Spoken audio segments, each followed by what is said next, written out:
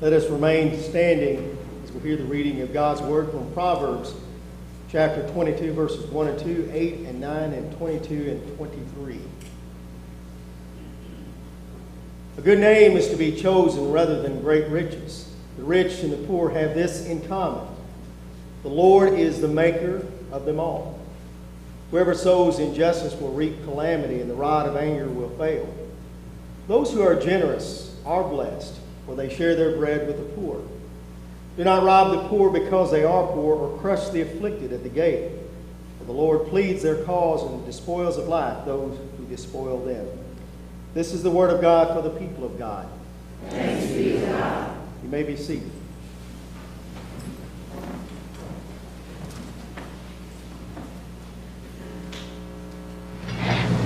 Well, now, Jethro, after you throw this here baseball into the knothole on that tree, well, then what happens? Well, then Mr. DeRocher throws his arms around you and says, "Praise be, I got me a pitcher." Pitcher?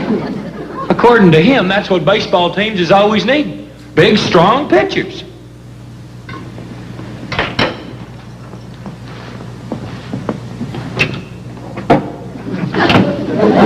If he don't mind one that's chipped to mice. How that kind, Granny? In baseball, a pitcher is a fella that throws that there ball. Well, what do you throw it at, Jethro? You throw it at a plate. Bust the plate? Oh, Ellie, this kind of plate is made out of wood or something, and it sets in the ground. Well, you wouldn't get me to eat off of it. You don't eat off of it, Granny. A feller stands beside it holding a bat. Bat? Sounds like a game you play in a cave. How do you hold the bat? There's only one way, Ellie. You have to catch that varmint by the end of his wings and spread eagle him so he can't bite you. No, Granny. Have you ever been bat bit? I am, but... Now, don't tell me about bat biting, boy. I was bat bit before you was born. Bats don't bite, Granny. They's made out of wood. Wood bats?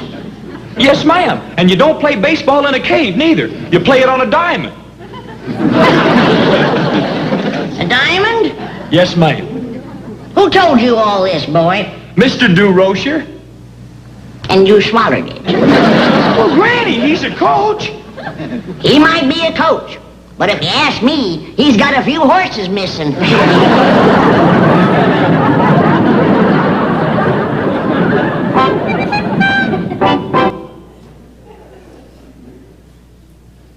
Maybe an old show, but it never gets too old, right? It gets us to thinking about what truth is and what we think and what may really be true, right? Sometimes they may not always be, or maybe misunderstanding. Somebody says one thing and somebody thinks something else, right? Okay. Maybe you heard the story of the pastor who was greeting folks at the door after the service, and a woman enthusiastically shook his hand and said, "Pastor, that was a great sermon." Well, flushed with pride, but wanting to appear humble, the pastor said, "Oh, it wasn't me. I want to give all the credit to the Lord." She looks at him, she says, "Well, it wasn't that good." Well, thanks be to God for people that help keep us honest and keep our feet on the ground. You know, I've always appreciated those folks that are particularly good at one-liners. You know anybody that's good at a one-liner? My dad always used to use one-liners about one thing and another, and one of the things that he would do to quell maybe any kind of talk that was self-defeating, because he was raised in a time, pretty tough, and you really had to achieve something, you really had to try hard. If you wanted an excuse not to do something, you had it. But he would always face that defeating attitude when somebody would say, I can't do this, I can't do that. My dad would say, just like my dad always said, can't, never could. Can't, never could. That's what he would say. Now, I know that's maybe a double negative, but you get the point. What's the point in giving up before you even try? Failure is failure to try. There's another gentleman I knew come up with some zingers, one-liners too, Bill Slinkard, who lived in Marble Hill, and you never had to figure out where you stood with him, and there are times that that he always answered, not a real talkative person, but just one-liners on everything. I remember going to an Optimist Club meeting with him, and if you're in an Optimist Club, and in that club in particular, if you said anything negative, you got charged a quarter. There were several people that walked away that left without a pocket full of change by the time, and Bill was the kind of guy that he took care of all of that, and somebody said something negative about the town, about somebody else, he said, that'll be a quarter. That'll be a quarter. Or if you were wrong about directions, if you said something was west, he'd go on and listen. Finally, he'd say, north. It's north. One day, somebody criticized me in front of him. They said, Reverend Broadway, I don't like your sermons, but your children's sermons are all right. He looks at the guy and he says, mm-hmm, mm-hmm.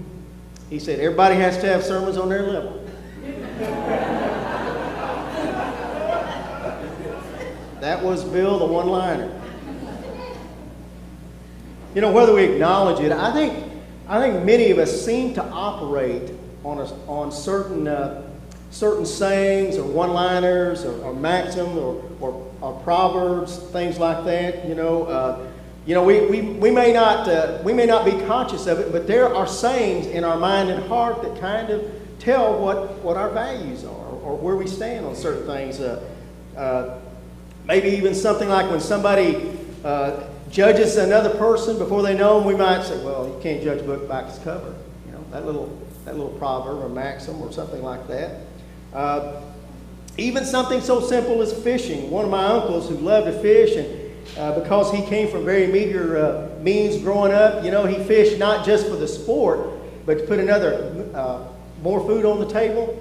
And I remember I'd fish with this uncle, and I would, as a kid, and I'd pull a fish in, and I'd say, Uncle, is this big enough to keep? And his one-liner was, maximum of life about fishing was, big enough to bite, big enough to make a bite.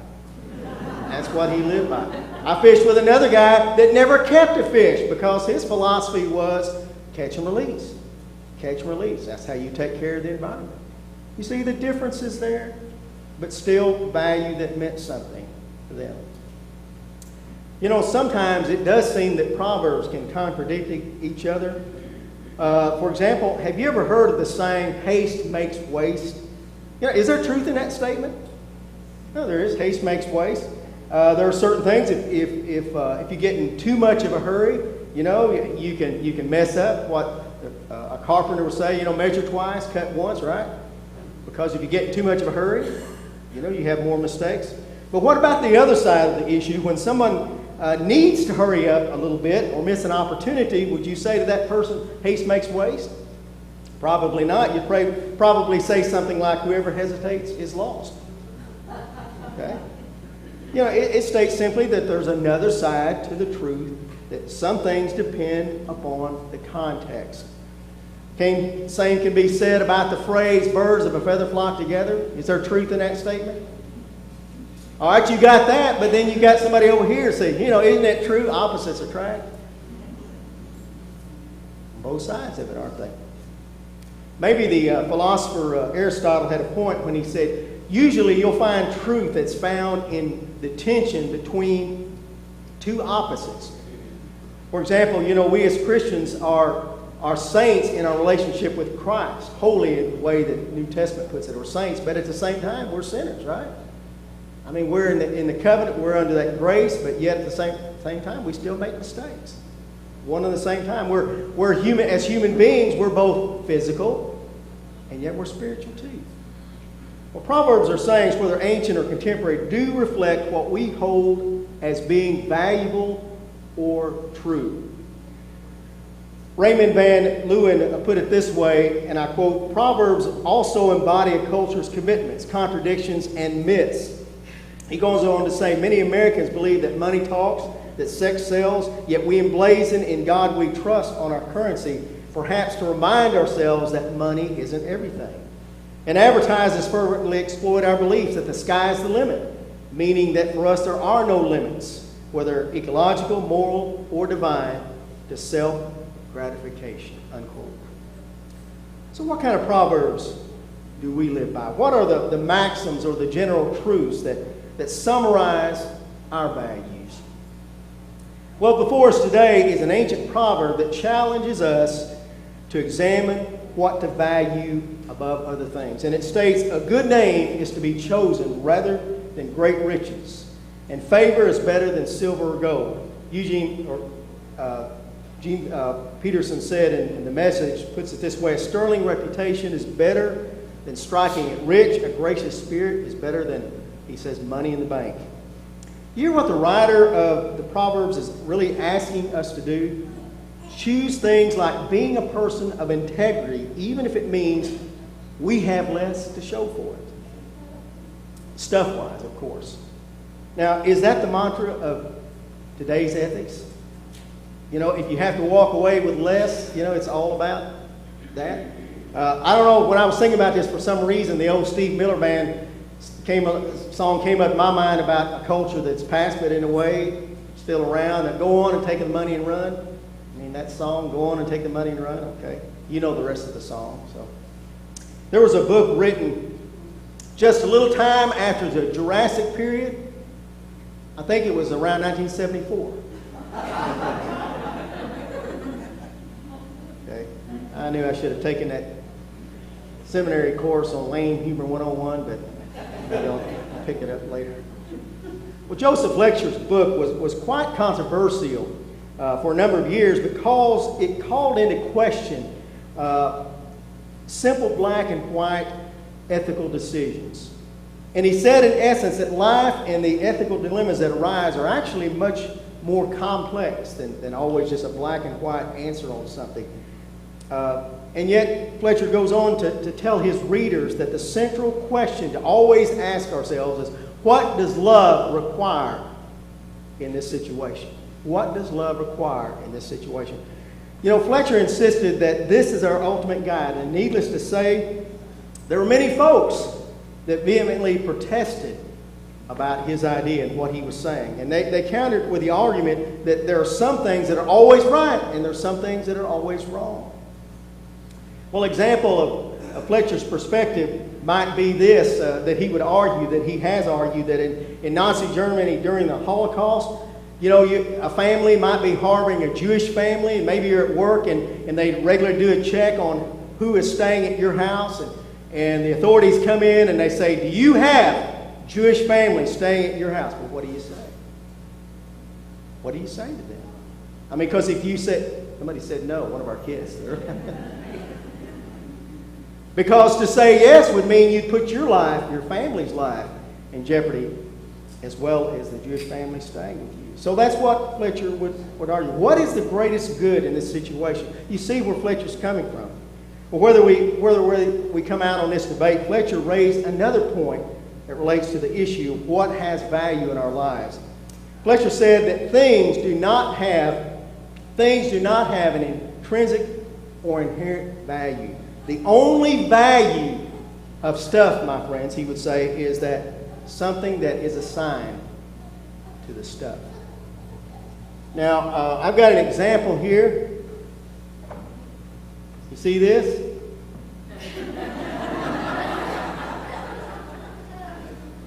Now, let's say that it's time for the Fall Bazaar, United Methodist Women Fall Bazaar, and I said, okay, well, I'm going to donate to this, and we're going to have an auction. And we're going to auction this off, see how much money we get from missions, right? You think I can get 6 figures for that right here? How about 5? How about 4? How about 3? How about 50 cents? Would you get 50 cents for that? Well, in some parts of the country, they might give a little bit more. But you see the point I'm making about what we ascribe value to, what has value for us? Let's look at it another way, maybe on the more serious side. What about the things in our society that are given elevated status? Now, mind you, I love watching different kinds of sports, especially football. But I ask the question, why does our culture pay professional sports players enormous amounts of money, receive glorious attention for his or her physical abilities, and we pay teachers who are responsible for molding the lives of children in the next generation? Why do we pay them in comparison so little? Or or maybe don't raise them to the kind of hero status. Did I hear an amen? What does that say about our values? Who assigned that kind of value? Who decides what is most important? You know, look at the issue of physical appearance. Pressures have certainly been placed on young women to find their worth based on unrealistic images of fashion models. And sometimes even the fashion models aren't perfect enough. And what do? They airbrush them, to look thinner or taller? I mean, what does that say about what we value? I remember when our daughters were in their growing up years, there was pressure on them being thought of as somebody, and provided you wore the right brand of clothes and shoes and other such things. But what about the kids whose parents can't buy those items? Where does that leave them when that becomes the criteria, the value that we place on a person's life and their worth? I have to make a confession here. You know, I get along great with my daughters. They were growing up, I love to tease them, but they're all grown up now. I get along great with them, but there was a TV show that they used to watch that really bugged me. I'll make a confession. It really bugged me, and it was a show, and I'm not saying you're a bad person if you're watching. Please don't hear me saying that. But the show was What Not to Wear. Anybody ever watch that show? Yes. My wife watched that show. Even when it went off the air, watch it on Netflix. So you know now why it's a confession. You know, the people that would host the show would go through a guest person's closet and throw away basically all of their wardrobe and and maybe find them something that was more appealing in their judgment or opinion. That was always what I would raise. Well, that's their opinion about that, right? My daughters would tell me, they said, "Dad, you don't understand. They do all that to help the person really feel better about himself or herself." Well, I understand that. And there's truth in what they're saying, because rest assured, I am glad when people can believe in themselves, when they have a better sense of self-worth. I'm all for that. But the thing for me is that fashion changes so quickly too, isn't it? And before you know it, their wardrobe will be out of style. Well, what then? I mean, where will their self-esteem be if it's just based on something that changes so rapidly? Well, maybe, in all fairness, maybe they taught them a skill that would go beyond the surface. But if we are nothing more, if our self-worth is based on just what we wear, then ultimately, where will that lead us? That's my question. I mean, I'm still waiting to wear my three-piece polyester leisure suit and my plaid bell-bottom pants again. So. See, I told you I should have taken that class on Lame Humor 101. So. But you remember what Jesus said about being careful about basing our sense of well-being on stuff? Remember his wise counsel, what he said in the Sermon on the Mount? He said, "Don't be anxious about your body, what you wear. Is not life more than food, and the body more than clothing?" Matthew 6:25. It's got to go deeper than that. And Proverbs 22:2 points us in the right direction. What matters most, what matters ultimately for all of us, my friends, in this life is not stuff, but it's relationships. It really is. Our relationship with God, our Creator, is the basis of our worth. And it doesn't matter if we are rich or poor. We are God's own creation. And this means we are on equal footing in God's sight. God's way of valuing is altogether different than that of our world.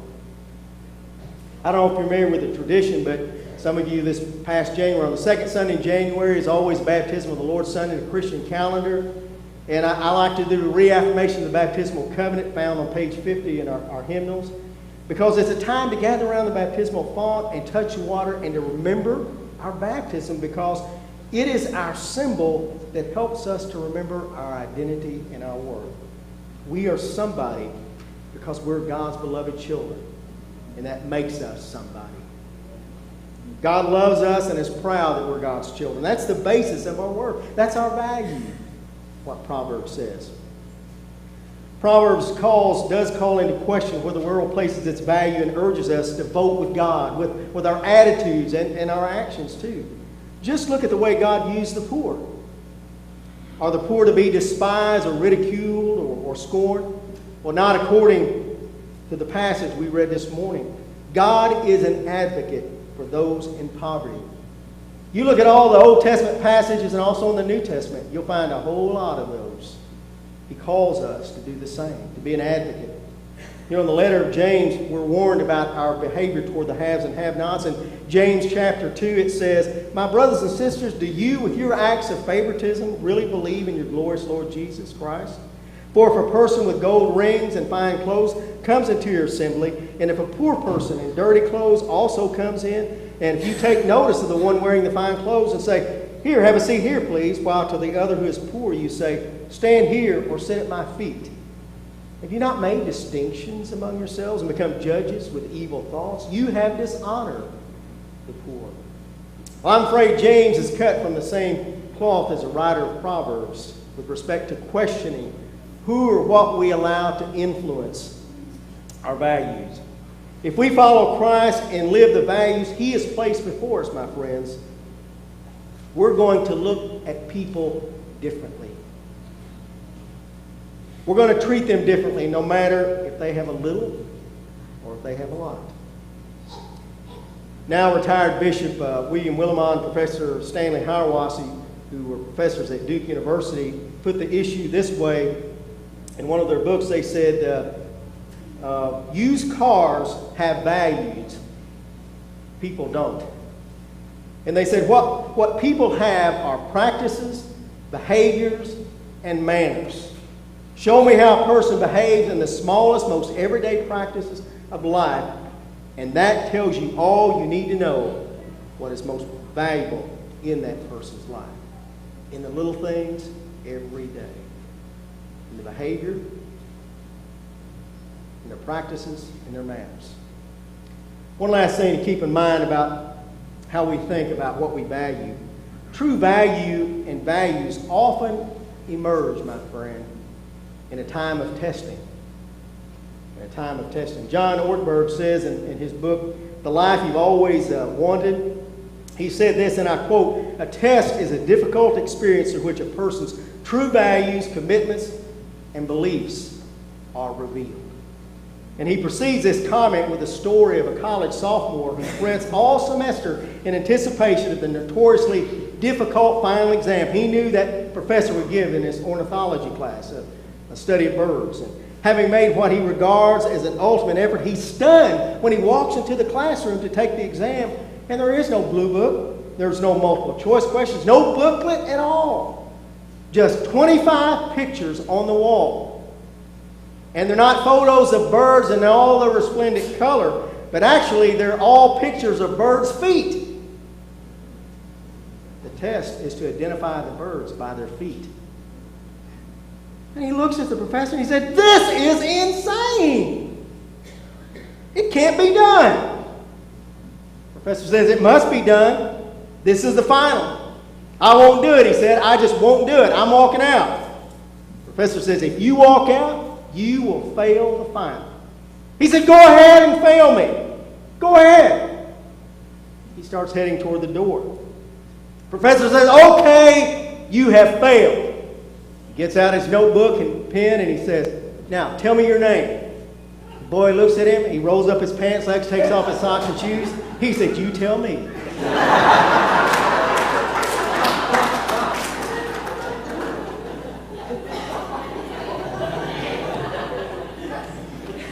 Well, you finally thought something was funny.